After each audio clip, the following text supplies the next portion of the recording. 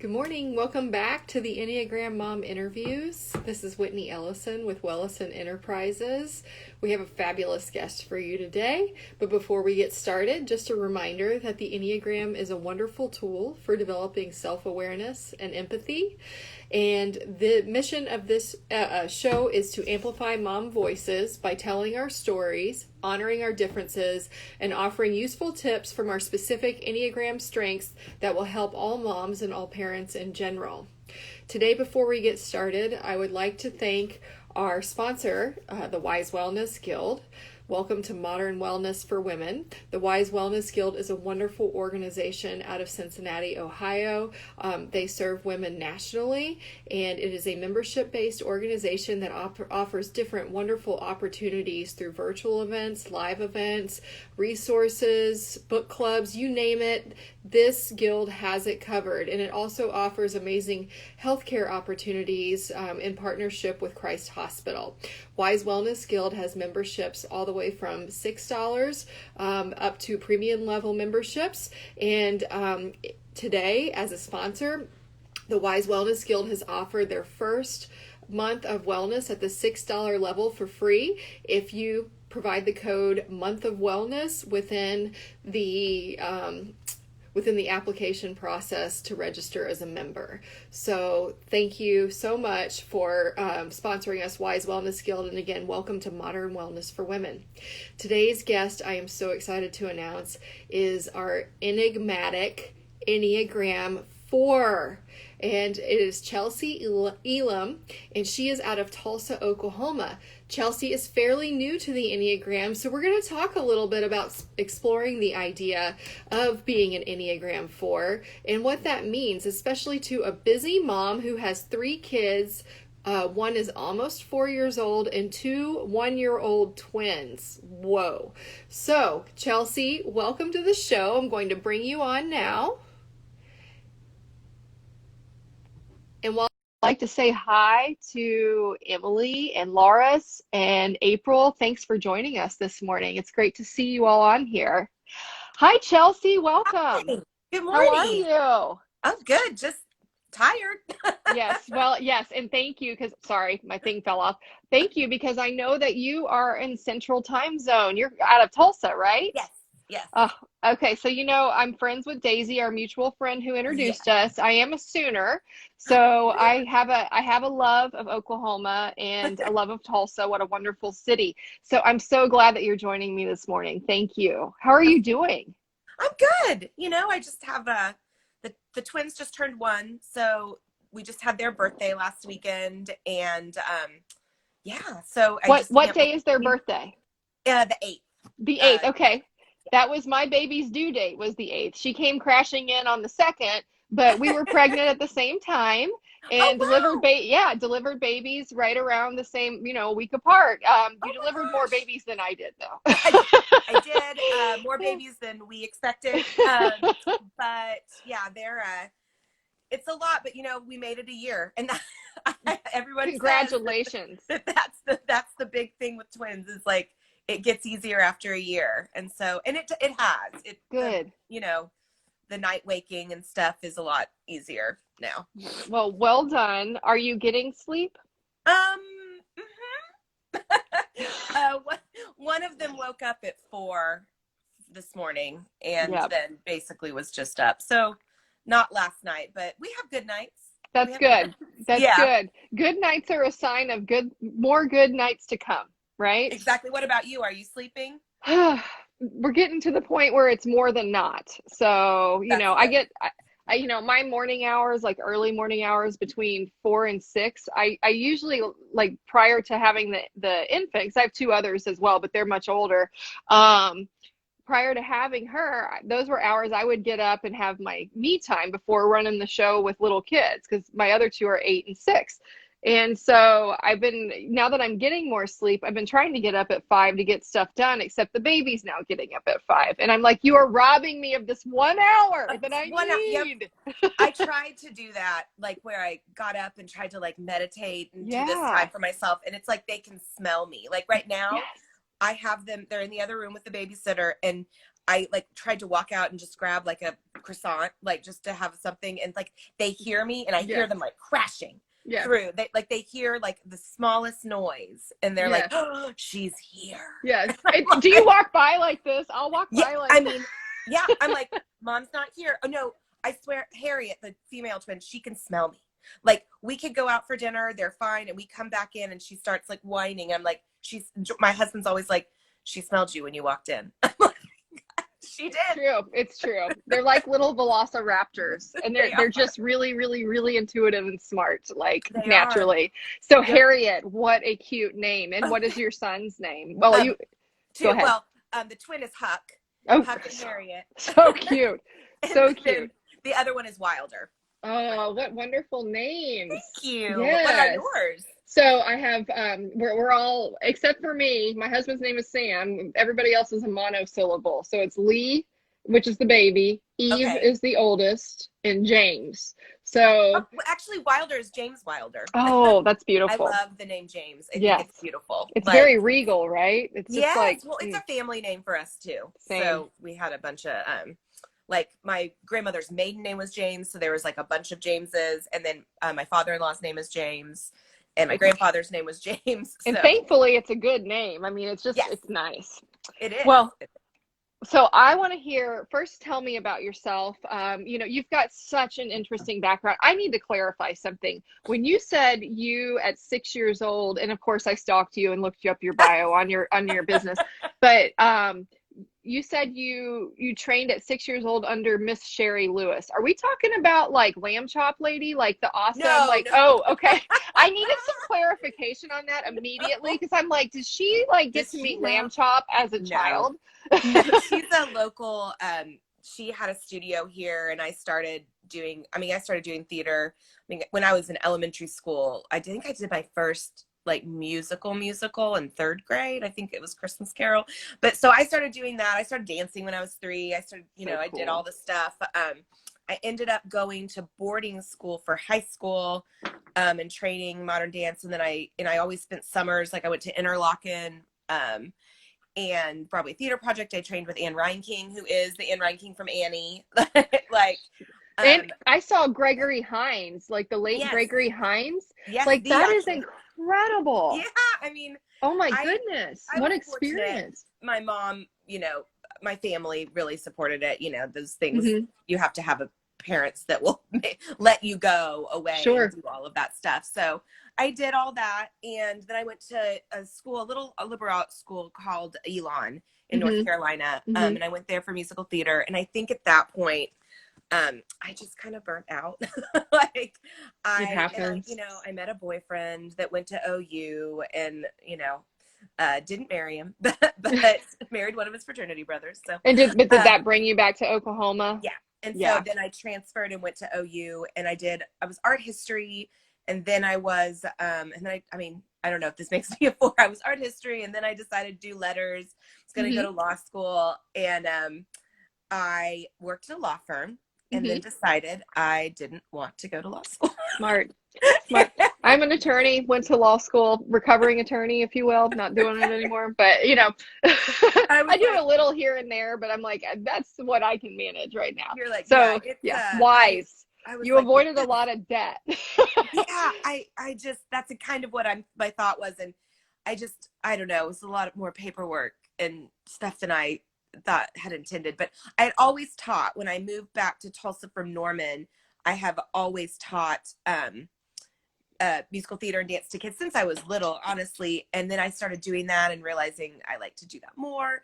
And I did that for a long time. And then after I had my first son, I decided to open my own studio. And amazing. It was awesome.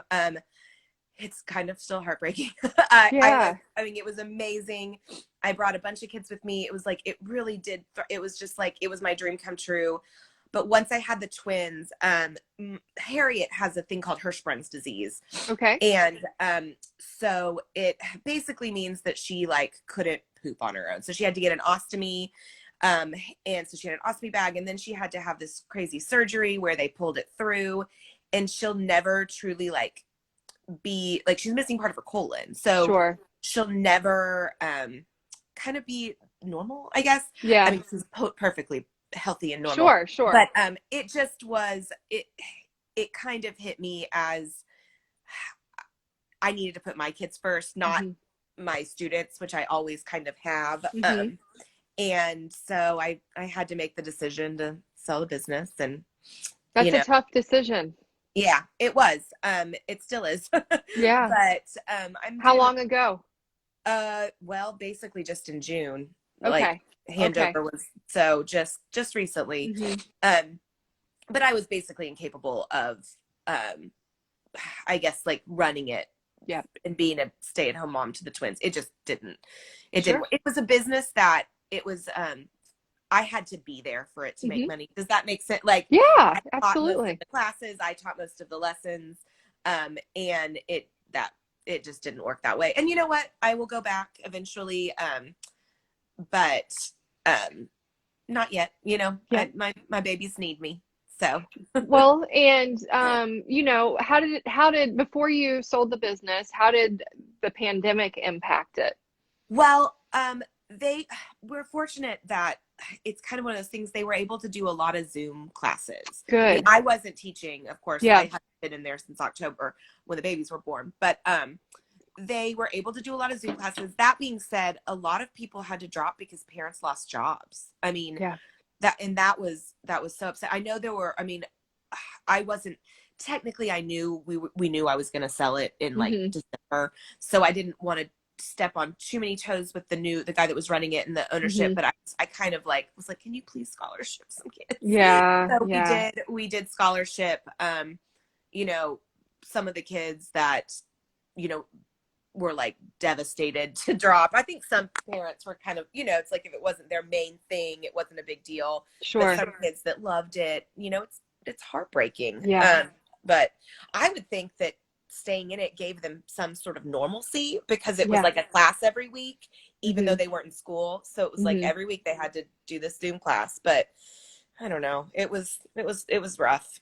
Yeah. But it was rough for everybody, I guess. So yeah. And you know, I think this also speaks to and we'll get to the Enneagram in a minute, but I'm just loving this conversation. So I want to talk about it for a minute because I think it's really important and relevant right now. And that is the idea, the pandemic has really uncovered some major gaps in our society. You know, we look at the social justice movement. We look at what's happening to women at work.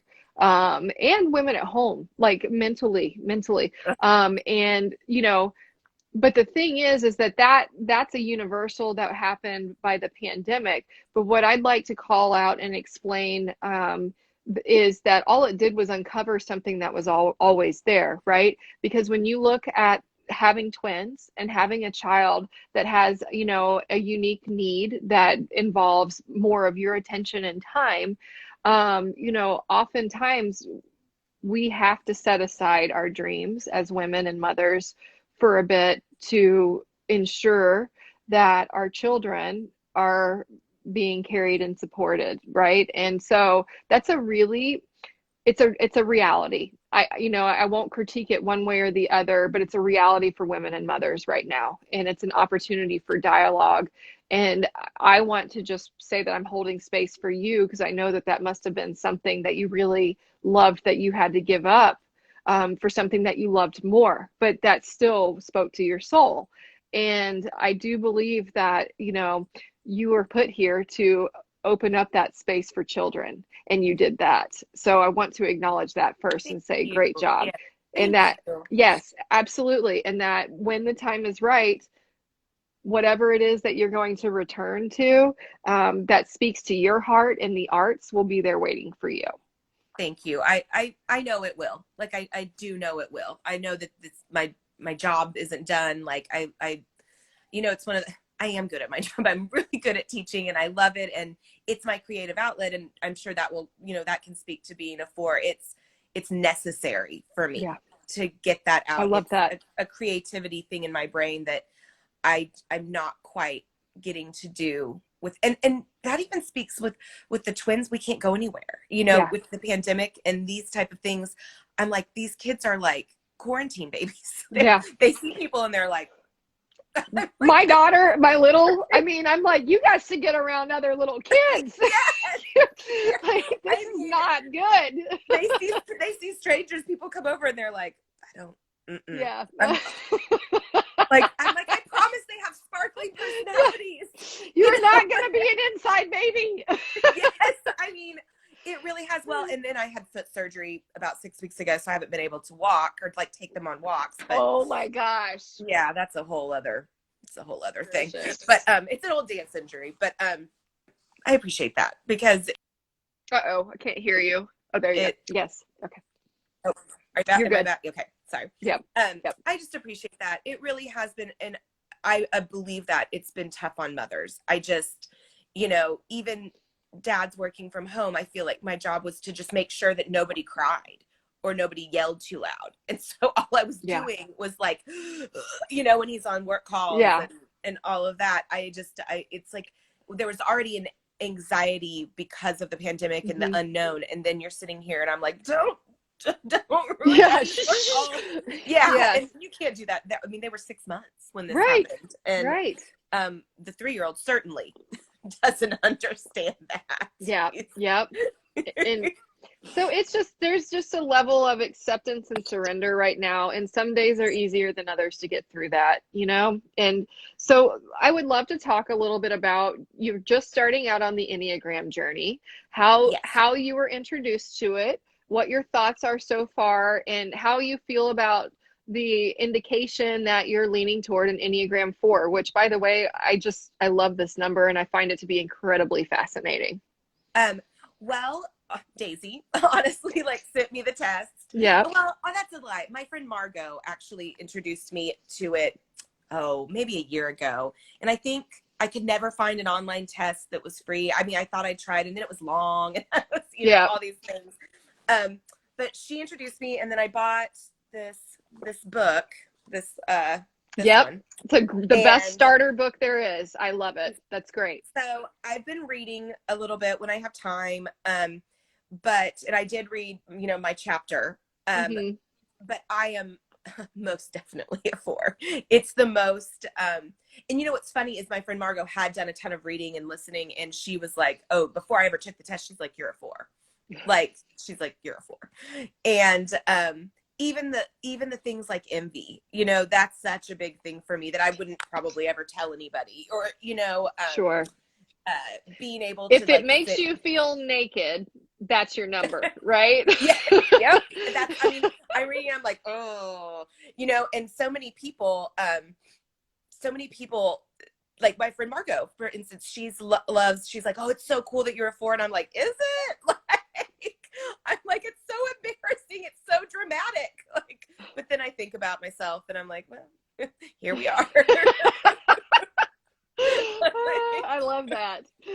Well, and so let's dig into that for a minute. Okay. Well, first of all, I want to caveat this with, if you have any questions about your number afterward, message me and stuff like that. Typically, I don't recommend people typing other people because this should be a very personal journey for you. However, I do think you're doing the work, right? You explored tests, which tests they get people interested, and I like that about them. But I'm really glad you have the book and that you're reading up and making sure that number speaks to you. And I want to reinforce that and say, great job looking into this. And with 4s, so you had mentioned envy. Envy is the passion of the 4, right? That's kind of your Achilles heel.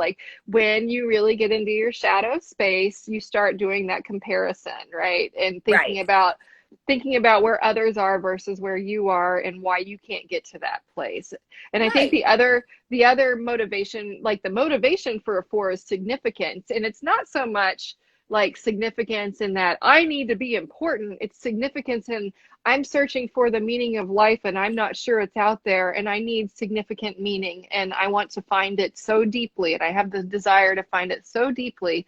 And I think that's why 4s are one of the most internally emotional numbers on the Enneagram, is because they are looking around this world and seeing the beauty and sorrow and really absorbing it and trying to find the meaning within it. And it's so deeply ingrained in them to be on that search for life. And that's why sometimes they're referred to as melancholy, which is very different than depressed. Right. All it means is that you process the emotions and you allow the sorrow in and you acknowledge it. It's why fours are really wonderful at sitting with people when they're grieving, because you just allow them the space to do so, and you're there to offer that energy and hold it for them and help them process it. So that's why I think fours are a really beautiful number. So that being said, what about this number speaks to you, and within your day-to-day activities and the choices you've made within your career and so forth, really speak to that motivation of the four? I think, well, I hate to like do this, but like I would go back. I think I felt it more intensely like in high school. Like, and of course this was way before I ever knew, but I was very like, I loved, I mean, Catcher in, they talk about this in the book, but Catcher in the Rye, like these characters, I would read Dharma Bums. I loved like the whole beat, like movement, and Jack Kerouac, which is kind of this like loner thing. And I wanted to be different. And, I went through a goth phase. I just, as most fours do. And some eights. Like I wore all black when no one else did. Like yep. None of my friends did, but I was like, listen, I'm just gonna wear all black. Don't worry about it. And I did all of this. I think it's a lot easier for me to think back on when I actually left my house, as far as what I did. And I think it's interesting as a teacher, because I was also a teacher, but I was also a counselor to these kids. I had kids from 4 to, through high school. And I had one mom be like, you're basically her therapist. And so this being able to sit with people, I think it makes me good at my job. Not just that I was creative and good at teaching, that when I was in private voice lessons, it's not always, specifically with teenagers, always about just doing the work and being a better, vocalist. It's I tried to train people to be better people. Yeah. And I think I helped. A lot of times kids felt better, more okay with opening up to me than they would their parents. So and a lot of those kids, I swear, have to be forced. I think it's a lot of the theater type thing, or feeling different or wanting to be different. Yeah. That very much really, I think, made me good at my job. I think day to day, probably would just be my, and you can ask my husband about this, my amazing ability to make up songs all day for the children. Yes. I love it. Everything that I do is sung to them, and everything that they do is, I'm like, it's probably, I remember when quarantine started, I was like, Jordan, are you amazed at how much I sing? He was like, yeah. Right. Like, when you're like with your kids by yourself and you just, nobody else sees you, and then you're like, oh, someone else is here watching me be a mom. And I was like, this is borderline embarrassing, but you know what? I've got happy kids, so I'm going to stick to it. They like my songs. And that's what matters. And I love that. I think that's great. And I think that does speak. You're doing what you're feeling. I love that. Yeah. Have you ever seen the show New Girl? Yes. Okay. So many people are like, you're Jess. And that's a really interesting parallel. She could easily be seen as a 4. That's really, I love that. So many people have been like, you're Jessica. It's like, yes, I love it. Just think she's like, hey. I was like, yeah, that's me. So. That's awesome. That's a great reference. I love that. So, okay, so let's talk a little more about your motivation. And you had mentioned high school, so we're touching on childhood now, right? Yeah. So with the Enneagram 4s, I'd love to hear more about, with that motivation of significance, that desire to find the thing that you feel like is innately missing about you or about the world. What, can you think of like a specific circumstance or surrounding or influence within your childhood, to the extent that you're comfortable with, that could have influenced this motivation? Oh, I guess, I looked through all your questions. I think I just think of it as more of a broad Hmm. thing in general with being a theater kid or a self-proclaimed theater nerd, Yep. and just it's interesting because it seems like, and I say this, I, that theater kids want all the attention, and that's not necessarily me. I will describe myself as like an extroverted introvert. Does that Same. make I can like relate to that so much. I can put on it, I can do it, and I can talk to people and I'm not uncomfortable, but do I want to do it? Like, I Yeah. would I prefer to be at home Hmm. reading a book or something? Yeah, I would. Yep. Um And how it's tired are you after you go do it, right? Like I'm oh my so gosh. drained. Like I Yes, can't talk. I have drained. to just leave and go and just don't talk to me. I need to, Absolutely. And yeah. my work was like that, quite Yep. honestly. Oh, I'm I was sure. putting on a show from three, I mean, you're like, ha, to everybody. I would just get home and I'm like, where's the wine? Like Yeah. it really is exhausting. Love it, but exhausting. Yeah. But yeah, I think that as far as, my childhood, it was really just a lot of, I think, I don't know, just theater stuff maybe that Hmm. dragged into it. And then as I Sure. got to be a little bit of a teenager, it was more wanting to be like now that you've described all of this, like I felt different. I didn't know where I belonged. But I also inside liked that darkness, I guess. Hmm. Yeah. I mean, I remember listening to my record of Mamas and the Papas and listening to the rain and burning candles. I mean, what sixth grader does that? A four. A four. Yeah. Like I think about things that I did like that, where it's like, I just was like, oh, Hmm. um, I love it. like just a little bit different, I guess, Yeah. in that sense. Um, well, let me ask you this, like with regard to your love of theater, how did you know, like where did that come from? um, I think I just started early enough Hmm. that my mom was really helpful. She put me in ice skating. I mean, I tried t-ball. That wasn't my thing. Sports were probably never going to be my thing. Yeah. But I started with dance, honestly. That was kind of the very beginning. And then I took my first musical theater class when I was 6. And that just became my passion. I started doing shows, like local Hmm. theater shows. And it really is a special community, I Yeah. guess.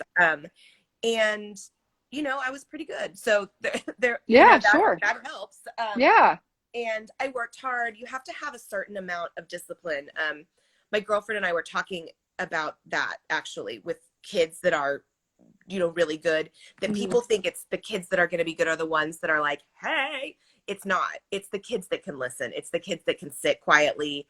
And those are your kids that are going to succeed really well and be really strong performers. And I That is was so that wise. way. It's not, I wasn't a ham. Does that make Uh-huh. that Hmm. I really could. I was more of an introvert that could sit down and listen and take in the training. So I think maybe that's why I turned to it, because Hmm. I got it maybe at a younger age than a lot of kids that take these classes. As a teacher now, parents put their kids in there sometimes that are too shy. They're really shy and they Hmm. want them to get out, or they put the kids in there that are crazy and they're like, well, she's got to be good at theater, Right, right. and a lot of times it really is those students that can really sit and listen and pay attention that are really stronger at it. But Wow. all kids That's, are talented. yes, of course. But I do think, again, I think that speaks to your natural ability, as you lead with a four motivation to be still and kind of Yeah. allow and accept and absorb. And so I think that's really powerful and worth like restating. It's the ones that are successful within the career that you selected are not the ones you would think. They're Right. not the ones that are front and center doing jazz hands without listening. They're the ones that are sitting there studying, absorbing, Mm-hmm. and really internalizing what it means to be an artist. Yes, that's absolutely it. That is, it's being an artist. It really is. I think that is why I ended up loving it so much, is because it spoke to both parts of me. It was an art form, but also I could really get into it. And, you go into that inner melancholy. That's why, theater ended up being, you're able to do monologues and to be somebody else and to study these different playwrights and stuff. I loved Shakespeare. Oh, I love Shakespeare. It was deep and different and meaningful, and it was challenging. Yes, challenging. Moliere. Like there's just so much that that I got to study that I probably wouldn't have. And I love to study, and that's the thing. Like I love. Now these days it's finding the time to study, but that's why I swear this has been next to my bed for 6 months. But I'm gonna read. Well, you have 2 1-year-old babies, so I do. Give yourself a little grace there. It'll come when you get time. Yeah. Well, and I think that speaks, and I won't go into this too deeply, but it's worth exploring further when you look at wings. I think that what you are talking about speaks to both wings: the performer, which is the 3, and the observer, which is the 5. Right. And the observer is all about knowledge and all about, really getting into learning the things that they want to learn and not being interrupted by that, but just absorbing everything. And so I think there's a piece of that. And then, of course, the performer. I mean, what doesn't speak to that with your career, but I think that your 4-ness keeps a level of authenticity where you can separate being the performer from being the human being. And so anyway, something as you continue your journey with the Enneagram, I would explore the idea that you may very well have tapped into both of your wings. So, and I think that's really neat. And so moving toward the last 2 questions, I'd love to hear what we've already talked a little bit about this. The Enneagrams helped you in motherhood. And one of the things I'm hearing is just thinking about the idea of you singing to your children and delighting them with that, which I think is adorable. But, how has it helped you in motherhood, and any kind of tips or, offerings that you have based on your strengths that you think could help all parents? Well, I think that, and it's different, of course, with 1-year-olds than almost 4-year-old, but I mean, and I'm reading my type as kind of a creative type in the sense. And I do a lot of I always want to plan these activities and art projects.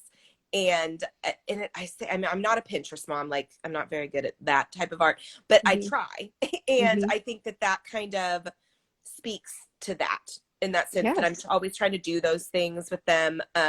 Obviously, I'm very good at playing make-believe and doing all that. I also think there's a sense of I can be there for my children. Well, my children, the 1-year-old, but my 4-year-old, when he's hurt, I allow him to feel. I allow him to, it's great, have those moments that well, all 3-year-olds have, which is 3-year-old moments. But I don't try and make it better immediately. It's just like, okay, I see you. I see that you feel this way, and it's okay to feel this way. I mean, I'm weird to give advice because I don't, I'm barely making it, but aren't we all? Exactly. But those little tidbits that are keeping us going, those help each other, right? Yeah. I mean, get on Pinterest, find some activities. That I think that's huge. And also, I think some parents, and I've realized this with my husband, it's harder to play pretend. If you can really dive in and be a part of those things that your kids, and I don't know, it's my first kid, but I think he's very creative, and I mean, maybe all 3-year-olds like to pretend like he does, I don't know, but he does. And so if you can dive in and be a part of that, I think it makes you closer, even if I want to, I just might then ice my foot because I'm in bed. I'm like, why don't you come on up here? Let's pretend it's a pirate ship. You can use even your resting times to let them explore their creativity. And I think it makes you closer with your kids if you can do that. So that's great. Well, I took down 3 takeaways that you offered that I think are fantastic. The first one being, allow your kids to feel and process, and just hold space for them while they do, whether it's they hurt themselves, they have hurt feelings, whatever it is. Don't rush them through it, but sit with them and let them feel it. And I think that's an important message, especially for little boys who Oh are yeah. so often told not to use their emotions. Oh, Let's eliminate the level of toxic masculinity in our culture by starting with our that's a generation whole, of moms and parenting boys, right? yes. I mean, So, that we could get, I don't even get, have you read Untamed by Glennon Doyle? of course. Yeah, yeah. There's that part about the So good. boys when she talks about having her son and how she taught her girls to do all this. Yep. I cried. I mean, I just cried. It's Like, I heartbreaking. mean, it's heartbreaking. We just don't, we think that you have to be tough and oh, they have feelings too and make me cry now. I absolutely I definitely hold space, and I do think it's more important. Well, maybe not more, but kind of. The Because they're going to emphasis be needs to be told, stronger with our boys because they yes. don't know, They right? don't know, and they're going to be told when they go to school or when they, when you can't be with them, that they have to toughen up or they're not supposed to cry. Like Right. that's, no, buddy, feel it. Like Yep. it's okay. Yep. And that's something that I'm very passionate about with my son. Absolutely. And it also helps them teach. It also helps teach them how to treat girls better. Yes. Yes, absolutely. I completely agree with that. So that's wonderful. So allow your children to feel and process their emotions. Next one is play. And you didn't say the word play, but I just want to refer to the word play. The idea of sitting with them and imagining and playing. And I will say it is hard for me. It is not easy for me. And it is so important. And thankfully my spouse he's really good at play and he's very creative in that sense with children. And I do think that there's some innate, and I know Jeanette, I saw just commented the same thing. I'm not good at pretending. I same here, but I do think it's worth calling out and saying, that's okay, but let's get to a place where the children have an opportunity to do that and engage with at least one parent in the household for a little bit to know that it's okay to continue to stretch their imagination. And gosh, right brain activity is incredibly powerful, especially when you combine it with the left brain activity that you get trained to do academically at school. If you can really master utilizing both sides of your brain, in play and imagination does that, then you're really capitalizing on all of the gifts that you've been given by activating those sides of the brain. So, and not to mention, to your point, and probably even more importantly, you're bonding with your kids. And that's really good too. Obviously, that's very powerful. And then, the last thing is encourage creativity, which kind of goes with what we're saying. Let's see. Jeanette says, so you're saying I need to let them be cats more. Yes, Jeanette, you need to let them be cats more. You need to be a cat too. Anyway, so encourage creativity. So this is where, for parents that have a hard time doing imagination, is there a way for us to still encourage that creativity in a way that we know how? And it may look different than imagining, but maybe it's sitting down and coloring or doing art or talking about, reading a story or, any of that stuff. My creative outlet with my kids isn't imagination, but I can read a story really well. And I love doing that, and so there's where I can play, because I like to read and I like to pretend when I have guidance in front of me that helps me be able to do that. Yes. That's how my husband is. He is the best story reader. I mean, you should hear him do Snuggle Puppy. Exactly. And honestly, I feel like he's better at it than I am. I mean, he really is. And whereas I can get down and be a pirate. Right. You're freestyle. Yeah. Yeah. But he can really do it. So yep. We're more karaoke. We need the words. I like it though. So anyway, well, this has been fantastic. I love your energy. This interview is exactly what I needed after yesterday. I was feeling a bit anxious, and I just want to thank you, because I just think you have beautiful energy. I think that you're leading with the 4 motivation in the most beautiful way. I admire you for that. I encourage you to continue this journey and allow this to enhance. It's a tool, right? The Enneagram is a tool. allow it to enhance your day to day and who you are, and really get back to, you know, that person inside of you that really wants to be out and shine. And you just do such an amazing job already of that. And I wish you well. And I know Thank you. that, you know, those babies are going to be, they're all three going to be really talented, obviously. And They're when already it's time, funny. that's right. And when it's time for you to return to the career that you've created for yourself, you'll know, and there will be a beautiful space waiting for you. And I admire you for doing what you need to do right now. And just know that you're not alone, and that all of us moms are here together with each other to make sure that we're growing together. And, you know, if you need anything from me, you can always reach out. Oh, thank you so much. This has been so much fun. I was so anxious about it, and I'm like, oh, this was great. So, This was great. This was great. it. All It's right. a pleasure to meet you, Chelsey. Pleasure to meet you too. I'll probably reach out and ask some questions soon. So Sounds good. All right. right. Thank you. Take care Have of a great yourself. day. Thank you. You You too. too. Bye. Bye. All right, everybody. Thank you so much for joining. That was a wonderful interview. I think Chelsey's amazing. I hope you enjoyed it as much as I did. Thank you again, Chelsey. That's Chelsey Elam out of Tulsa, Oklahoma. And we have a really exciting guest on Friday, my dear friend Stevie Carr, who is an Enneagram 3, Wing 2. And she, much like Rachel last week, is going to come over to my house, and we're going to do a live interview here and talk about all the things. Fun fact about Stevie, she is the owner and founder of Wise Wellness Guild, who is our sponsor today. And again, thank you to Wise Wellness Guild. Welcome to Modern Wellness for Women. Thank you to Wise Wellness Guild for sponsoring this episode.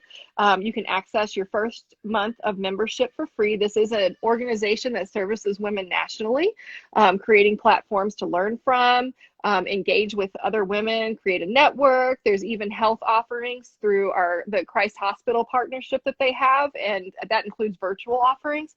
So if you'd like to explore a membership with Wise Wellness Guild, Stevie is offering a $6 level membership for free.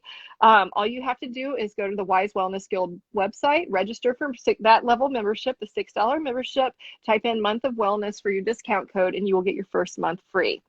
Thank you again for joining me today. Thank you for engaging. It's so fun to see everybody on here and watching these moms, seeing these moms. It's important for people to be seen and feel seen.